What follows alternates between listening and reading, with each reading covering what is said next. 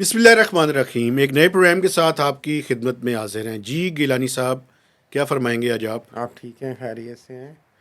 مہربانی۔ آج جناب میرا خیال ہے جو اہم خبر ہے وہ تو یہی ہے کہ فیض حمید صاحب، آپ کے پسندیدہ former D G I S I, تو ان کی طرف سے کوئی چٹھی آ گئی ہے اس کمیشن کو جو فیض آباد دھرنا پہ کام کر رہا ہے۔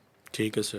اور اس چٹھی میں انہوں نے یہ کہا ہے کہ جناب میں تو حکومت کے کہنے پہ بات چیت کر رہا تھا ان سے، اور باقی سارے الزام میرے پہ غلط ہیں۔ میں ایک معصوم آدمی ہوں، ایک پڑھا لکھا سرکاری افسر تھا اور اپنی ڈیوٹی کر رہا تھا۔ ویسے ایک بات میں آپ کو بتاؤں، مجھے آج تک یہ شرف تو حاصل نہیں ہوا کہ میں ان سے ملوں، لیکن میرے کچھ دوستوں کی ملاقاتیں ہوئی ہیں۔ ٹھیک ہے، سنا ہے بڑے ہی کرو آدمی ہیں۔ کروں کیا مطلب؟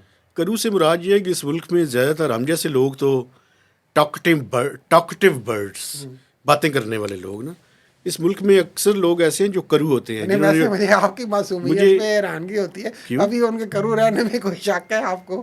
میں یہی تو کہہ رہا ہوں۔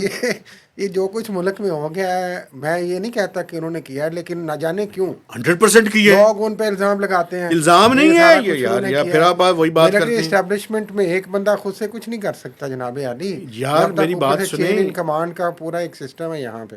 میری بات سنیں، آپ کی باتیں تھیوریٹیکلی تو ٹھیک ہے، لیکن جو جس طرح کے الزامات اور جس طرح کی باتیں ان کے بارے میں سامنے آئی ہیں، یہ میرے خیال میں پاکستان کی ریسنٹ ہسٹری میں اس طرح کی باتیں ملک کے اندر کسی کے بارے میں سامنے نہیں آئی ہوں گی۔ خیر اور باتیں ویسے میں آپ کو ایک بات سے لیکن میں اتفاق نہیں کرتا۔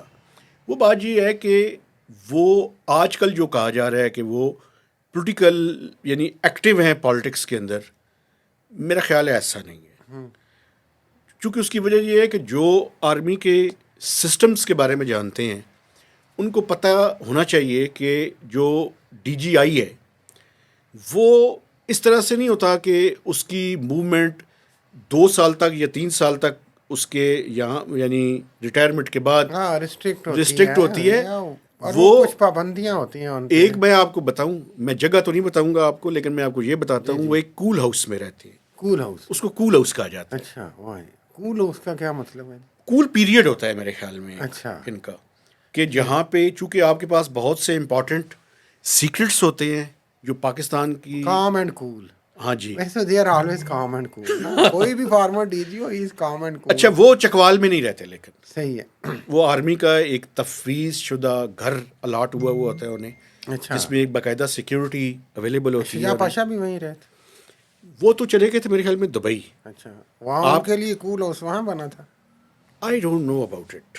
آپ اس کے بارے میں اگر آپ کے پاس کوئی انفارمیشن ہے خیر یہ تو یہ مجھے بتا دیں، لیکن میرا کہنے کا مقصد یہ ہے کہ یہ جو کہا جا رہا تھا نا کہ وہ آج بھی پالیٹکس میں انوالو ہیں اور ایکٹیولی۔ میرے خیال ہے اسی چیز کو شاید کچھ لوگ کہہ رہے ہیں کہ وہ house arrest type, house arrest نہیں ہے، وہ زیر نگرانی ہے اور وہ اس طرح سے ہیں۔ بالکل بالکل۔ تو نہیں میرا، لیکن میں آپ سے یہ عرض کرنا چاہ رہا تھا کہ اچھی بات ہے ان کا بیان آیا ہے اور ان کا بیان ریکارڈ ہونا چاہیے تھا، بلکہ بہتر ہوتا کہ وہ خود میڈیا کے سامنے آتے، کمیشن میں جاتے، نظر آتے کہ وہ کس طریقے لا ابائڈنگ سٹیزن رہ گئے ہیں اب وہ۔ لیکن اس کا نتیجہ کیا نکلنا ہے یہ آپ کو اندازہ ہے؟ میں ابھی بھی یہ اس بات پہ قائم ہوں کہ ابھی اس کا نتیجہ کچھ نہیں نکلنا۔ نہیں، اس ملک میں ایک بات یہ جو تو ہے کمیشن نا بنا کہ ہوا کچھ لوگ ابو دا لا ہیں۔ جو لوگ ابو دا لا ہیں ان کا کیا نتیجہ نکلے گا؟ ان کا نتیجہ نہیں نکل سکتا۔ لیکن ایک بات آپ ذہن میں رکھیں، پروسیس بڑا امپورٹنٹ ہوتا ہے، اور یہ پروسیس کچھ چیزوں کو ریفلیکٹ اور انڈیکیٹ کرتا ہے۔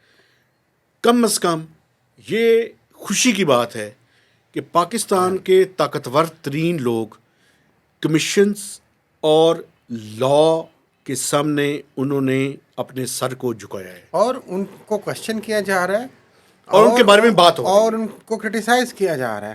یہ اور بہت میرا اچھی خیال ہے بات کہ یہ اچھی بات آئندہ بھی جاری رہنی چاہیے، یہ سلیکٹیو نہیں ہونی چاہیے۔ بالکل، اگر ہم نے پاکستان کو آگے لے کے جانا ہے 100% یہ سلیکٹیو نہیں ہونی چاہیے کہ ایک خاص ٹینیور کے بندے کو آپ پکڑیں، دوسرے خاص ٹینیور کے بندے کو چھوڑ دیں، پھر تیسرے کو پکڑیں۔ یہ اکراس دا بورڈ ہونا چاہیے جبھی یہ ملک آگے جا سکے گا.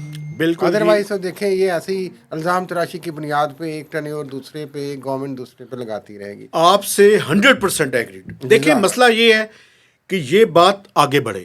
آپ کو یاد ہوگا یہاں پہ میں جنرل مرحوم پرویز مشرف صاحب کا ذکر کرنا ضروری سمجھتا ہوں. سید پرویز مشرف وہ بھی سید تھے ماشاء اللہ. دیکھیں جو بھی تھا مسئلہ یہ تھا کہ ان کو لاء کے سامنے اس طرح سے پیش ہونا چاہیے تھا جس طرح سے عام آدمی پیش ہوتا ہے. سیکیورٹی کا ایشو ہے، ہم اس کو دل و جان سے تسلیم کرتے ہیں، لیکن یہ میں سمجھتا ہوں آگے کی طرف پیش رفت ہے. اور وہ پیش رفت یہ ہے کہ کوئی صحافی ہو، کوئی پولیٹیشین ہو، کوئی بیوروکریٹ ہو، کوئی جج ہو، کوئی جرنیل ہو، قانون کی نظر میں سب برابر. اصل میں ہم جو اپنی غلطیوں کوتاہیوں کو یا جو کچھ ہم نے کیا ہوتا ہے اس کو جو ادارہ جاتی اناؤں کے پیچھے یا ادارے کے پیچھے چھپ کے اس کو بچانے کی کوشش کرتے ہیں وہ نہیں ہونا چاہیے. کہ ادارہ اپنی انا کا اس چیز کو مسئلہ بنا لے کہ جناب یہ جو آپ پرویز مشرف صاحب کی بات کر رہے تھے، اور جب ان کے صاحب کی بار ہوئی نواز شریف صاحب نے بات کی تو انہی کے وزیر داخلہ چودھری نثار صاحب سے پہلے کھڑے ہو گئے تھے اور اس کی اپوزیشن میں آئے تھے. تو اور پھر آپ کو مرحوم حمید گل صاحب کا بیان یاد ہوگا. چودھری نثار میری کانسٹیچوئنسی سے ہیں، مجھے ان کے نثار بارے میں ذرا بات نہیں کریں. رہنے دیں، ہم ان پہ بات نہیں کر رہے. حمید گل صاحب مرحوم بلکہ ڈی جی آئی ایس آئی فارمر مڈنا، انہوں نے کیا کہا تھا کہ اب ایک آرمی چیف کا احتساب ہوگا. اور یہ جو فوج کی انا ہے، یہ ادارہ جاتی انا اور ایگو ہے، یہ اس کو بھی میرا خیال ہے کہ تھوڑا سا ہمیں دیکھنا چاہیے کہ یہ کیا ملک کے استحکام سے بڑھ کر ہے کہ نہیں. ایک ویسے میں آپ کو بتاؤں، چلیں یہ فوج تو بہت ہی طاقتور ادارہ ہے نا، وہ تو آپ کو پتہ ہے کہ ہم باقیوں کے بارے میں تو نہیں، ہمیں اپنی جو پروفیشن ہے اس کے بارے میں کسی ٹائم نہیں بات کرنی چاہیے کہ یہ صحافی جو ہیں یہ اپنے آپ کو کیا سمجھتے ہیں، کیا خیال ہے. چھوٹے چھوٹے خدا بنے ہوئے ہیں کئی صحافی. بالکل. تو ان کے بارے میں کسی ٹائم میں آج بھی آپ سے یہ ڈسکس ہم آپس میں کر رہے تھے کہ جرنلسٹ کے ڈوز اور ڈونٹس پہ کسی دن ہم آپس میں بات کریں. یہ جو بہت بڑے لوگ ہیں ان کے بارے میں تو پتہ نہیں. میرے خیال ہے اس امید کے ساتھ کہ آج چونکہ ان کا بیان ریکارڈ ہو گیا ہے اخباروں میں اور خبروں میں تو یہی آیا جی، تو اس کے بعد اگر کوئی فردر کوئی کوشچننگ ہوگی تو آئی ہوپ کہ ایک اچھی ریکمنڈیشن اس کمیشن کی رپورٹ سے نکلے گی. فیبری کے میرا خیال ہے مڈ تک یہ رپورٹ ویسے بھی کمپائل ہونی ہے. یہ کمیشن پاکستان میں ٹروتھ لیس نہیں ہوتے. چلیے دیکھیں کچھ نہ کچھ تو اچھی بات آئے گی نا. اللہ کرے اللہ کرے. لیکن ایک اور بات بھی ہے، یہ سپریم کورٹ میں آج بلے کا کل وہ دیکھیں وہ تو قاضی فائز صاحب اگر اس میں بیٹھتے ہیں تو کیا فیصلہ کرتے ہیں. ادروائز یہ سپریم کورٹ نے تو فیصلہ کرنا ہی ہے اس کو کہ کیا انتخابی نشان بلہ جو ہے وہ پی ٹی آئی کے لیے رہے گا یا نہیں رہے گا. ٹھیک ہے. اس پہ آج اس پہ درخواست ایکسیپٹ ہو گئی ہے، میرے خیال تاریخ لگ جائے گی، ہو سکتا ہے کہ جلدی کی کوئی لگ جائے. ٹھیک ہے، تو اس میں کلیئرٹی آ جائے گی. بالکل ٹھیک ہے. اچھا دوسرا ایک آخری چیز اگر ٹائم ہے تو بات اس پہ ڈسکس کر لیں. سارا ٹائم آپ کا نہیں، وہ اصل میں آپ نے یہ ریسٹرکشن لگائی ہوئی ہے کہ 10 منٹ سے زیادہ آپ نے بات نہیں کرنی. اچھا 10 منٹ آپ کے لیے تھوڑے ہیں.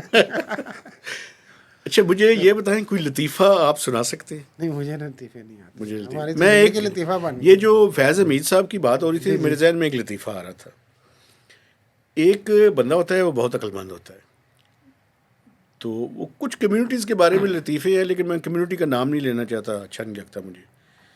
تو ایک دن ایسے ہوتا ہے کہ وہ 15ویں منزل پہ ان کا اوپر فلیٹ پہ رہ رہے ہوتے ہیں نا. ٹھیک ہے.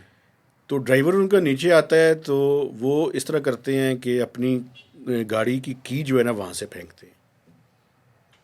تو کی جب نیچے گرتی ہے تو کی ٹوٹ جاتی ہے.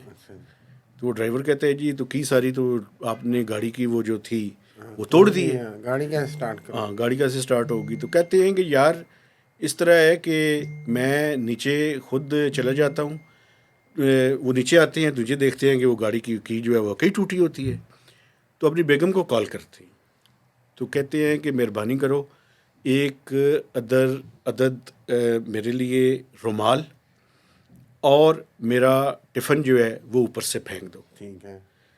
تو وہ اوپر سے جب پھینکنے کی باری آتی ہے تو کہتے ہیں نہیں ٹھہر جاؤ میں واپس آتا ہوں، چونکہ اس میں یہ جو رومال ہے یہ بھی ٹوٹ جائے گا، چونکہ پہلے چابی ٹوٹی ہے اور باقی چیزیں بھی جو ہیں وہ ٹوٹ جائیں گی. تو کچھ لوگ اتنے عقل مند ہیں کہ وہ رومال لینے کے لیے دوبارہ 15ویں منزل پہ جو ہے وہ جانے کی کوشش کر رہے ہیں.